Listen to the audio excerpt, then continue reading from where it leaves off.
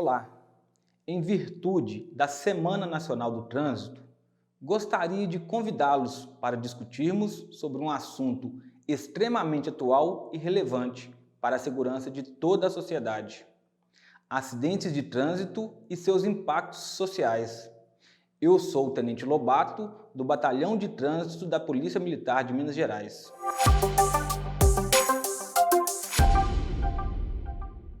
Mas antes que alguém pergunte por que é que a Polícia Militar se preocupa com o trânsito, vamos falar aqui, de forma bem resumida, por que isso acontece. Bom, lá na Constituição Federal de 1988, existe um capítulo que fala exclusivamente da segurança pública, dos órgãos responsáveis pela segurança pública e da competência de cada um desses órgãos. De acordo com o previsto nesse capítulo, ficou estabelecido como função principal para a Polícia Militar o policiamento ostensivo e a preservação da ordem pública. E ainda, nesse capítulo, também é tratado sobre o assunto segurança viária, que é o método ou conjunto de medidas destinadas a reduzir os riscos de acidentes. Conforme previsto na Constituição, a segurança viária será exercida para a preservação da ordem pública e da incolumidade das pessoas e do seu patrimônio nas vias públicas. E para finalizar essa parte de formalização da competência da Polícia Militar para tratar de assuntos inerentes ao trânsito, temos também o artigo 142 da Constituição Estadual de Minas Gerais, que prevê como competência da Polícia Militar, dentre outros assuntos, o policiamento de trânsito urbano e rodoviário. Bom, falei aqui de forma bem resumida sobre a formalização das atribuições da Polícia Militar em relação ao trânsito. Mas e como isso afeta realmente a sociedade? Como afeta a rotina de cada um dos nossos cidadãos? Vamos ver um pequeno vídeo aqui e logo em seguida retornamos. Olá, fica aí que eu vou te contar uma história muito interessante. Uma história que você vai lembrar para o resto da vida. A história que eu vou te contar é a história do Clóvis e da Ana, duas pessoas que você não vai conseguir esquecer. Esse aqui é o Clóvis, um cara muito descolado. O Clóvis tem um bom emprego e adora curtir umas baladas. O Clóvis é bem popular entre os amigos, tem um carrão bacana, importado, daqueles com todo conforto e segurança. O Clóvis sempre vai pra balada no seu carro e, inevitavelmente, sempre toma umas a mais. E pior, depois sai dirigindo com seu carrão. Mas na maioria das vezes, a noite dá certo pro Clóvis, que, como ele mesmo diz, dirige ainda melhor quando bebe. Quem dera se realmente fosse assim, né? Uma bela noite, o Clóvis foi pra boate. E, como sempre, tomou uns drinks a mais. E na saída, é claro, saiu dirigindo seu carrão. Esse Clóvis não tem jeito, né? Como sempre, todo mundo que bebe e fica mais corajoso, ele, como não é diferente, saiu dirigindo aquele carrão a toda velocidade. Mas aí, passando o cruzamento, o sinal estava vermelho. Daí, o Clóvis no carrão saiu rasgando a todo vapor, como ele sempre faz. Afinal, nem tinha tantos carros na rua, né? Eita, Clóvis. Mas o Clóvis estava azarado no dia. E acredita que bem na hora que ele passou o cruzamento, tinha um carro passando? Hoje não era o dia do Clóvis, viu? Pior que o Clóvis bateu com tudo no carro. Mas graças a Deus que o carro dele era bem seguro, tinha airbag e tudo. O Clóvis não teve nenhum arranhãozinho sequer. Mas aí que o negócio começou a piorar. A polícia militar chegou no local para fazer ocorrência, é claro. E os policiais, que não são nem um pouco bobos, perceberam que o Clóvis tinha bebido um pouco, hein? Um pouco nada, tinha bebido até demais. E o que fizeram, que deveria ser feito, é claro, levaram o Clóvis preso para a delegacia. Esse Clóvis não tem jeito, né? Aí vai vendo. O Clóvis passou 3 dias preso, até conseguir um advogado bem caro, daqueles bem caros mesmo, que conseguiu tirar ele da prisão, mas ele ainda continuou respondendo o processo. Gastou aí mais ou menos uns 7 mil reais, com a defesa, claro. Isso é muita grana para a maioria da gente. Eu mesmo não teria esse valor para pagar, não. Mas a sorte é que o Clóvis tinha esse valor guardado, e pagou e saiu livre, sem a carteira de habilitação, é claro. Porque a mesma ficou apreendida. Que prejuízo, hein, Clóvis? Para piorar, depois ainda chegou uma multa de quase 3 mil reais pro Clóvis, por dirigir alcoolizado. Isso sim é que é prejuízo, hein? E pensa que acabou por aí? O Clóvis ainda ficou 2 anos sem poder dirigir. Já pensou? 2 anos? Aí lascou tudo mesmo, né? Mas o Clóvis é um cara descolado e superou isso tudo, né? Aprendeu a lição do jeito mais difícil, não é mesmo, Clóvis? Depois de 2 anos, sua vida voltou ao normal, apesar do prejuízo. Ah, lembra que eu te falei que iria contar a história do Clóvis e da Ana? A Ana, sim, é um bom exemplo. Diferente do Clóvis. Então vamos falar da Ana. A Ana é essa garotinha linda aqui, ó. Ela tem 5 anos. Adora estudar, desenhar e ver desenhos. Ah, a Ana também dança balé e tem vários amigos. É uma garota adorada por todos, muito educada, uma criança verdadeiramente linda.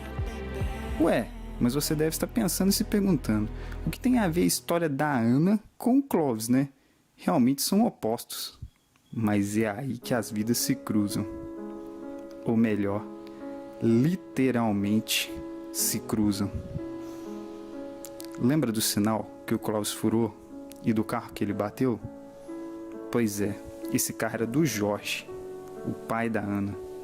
Ao contrário do Clóvis, o Jorge nunca sequer teve uma infração de trânsito em seu prontuário. Era um cara corretíssimo. Sim, era, porque naquele mesmo cruzamento o Jorge perdeu sua vida. Assim como também a Ana, que estava voltando de uma viagem naquela hora. E assim termina a história do Clóvis, do Jorge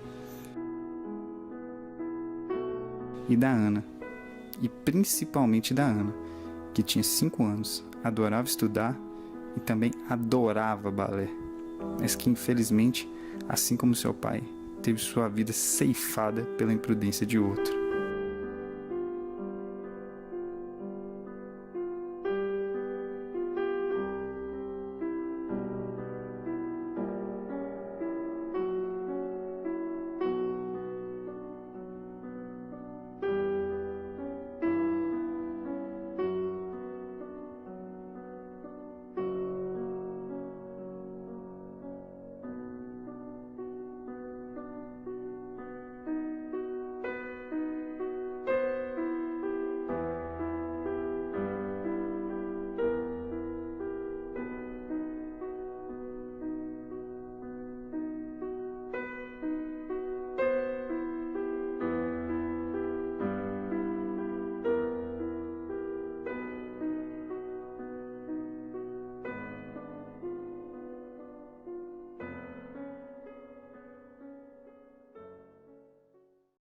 História triste, não é?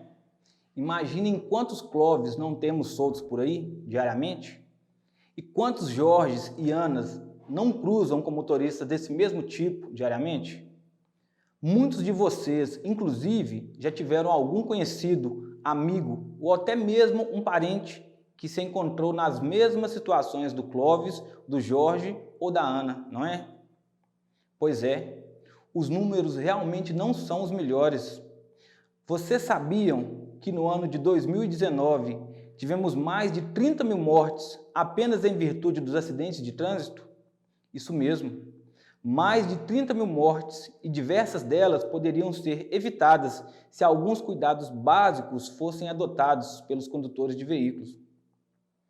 O Conselho Federal de Medicina, em relatório emitido em 2019, constatou que a cada 1 hora, 5 pessoas têm suas vidas ceifadas devido aos acidentes de trânsito. Isso corresponde a 1 morte a cada 12 minutos.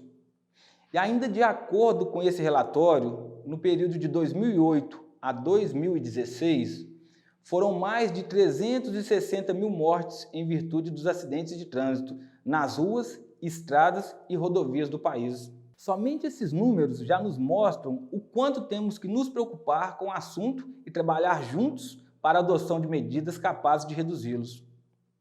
Mas além das vítimas, temos também uma outra preocupação, que são os altos valores gastos em virtude dos acidentes de trânsito.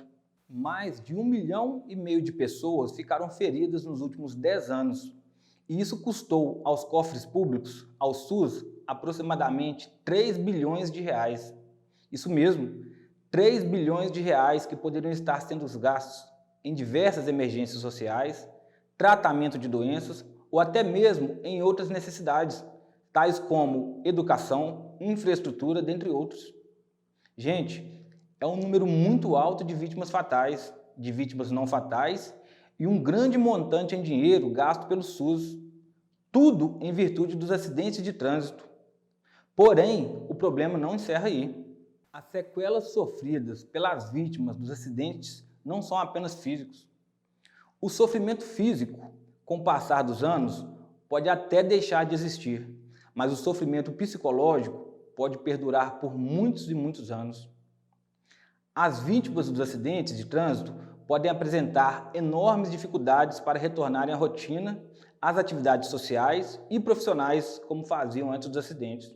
Estas vítimas podem desenvolver fobia, medo e ansiedade em relação ao trânsito, e esse sofrimento pode prejudicar muito o andamento normal de suas vidas por muitos e muitos anos. Apesar disso tudo, nós sabemos que tudo o que fazemos depende do trânsito, passa pelo trânsito. Mas e então? O que podemos fazer para conviver com algo que está tão presente em nossas vidas, sem, contudo, contribuir para esse mal que são os acidentes de trânsito? Bom, alguns fatores já são bastante conhecidos e sabemos que impactam em muito no número de acidentes e também na gravidade deles. Nós temos as condições das vias, as condições dos veículos e o comportamento dos usuários das vias públicas. Esses são fatores que em muito contribuem para que os acidentes de trânsito ocorram. Em relação às condições das vias, em pouco ou quase nada podemos interferir. Como condutores, não temos muito o que fazer para melhorar as ruas e rodovias pelas quais iremos passar.